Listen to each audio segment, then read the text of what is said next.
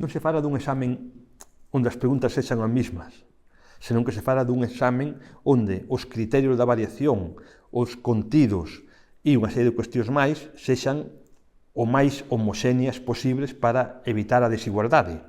Aquí as comunidades autónomas do Partido Popular estamos facendo o que non fai o Ministerio.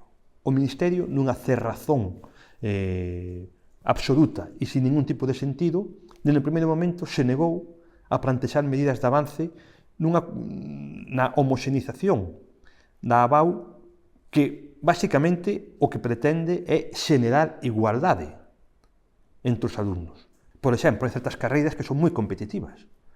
Pensemos en medicina, onde tú entras ou sades por unha décima. En Galicia, por exemplo, hai moitísimos alumnos brillantísimos que non poden entrar nas carreiras, na carreira que desexan facer, de medicina. Hai un problema, incluso hai unha cuestión social, que aquelas familias con recursos económicos poden sufragar a mellor a formación nunha universidade privada e as que non teñen recursos económicos non, o cual é unha desigualdade dobre, non? E creo que eso debemos correxido.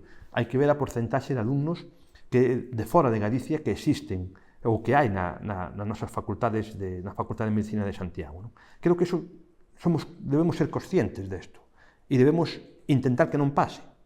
E por eso levamos tempo traballando. Eu reivindiquei moitísimas ocasións, desde fai xa moito tempo, que apostásemos pola igualdade.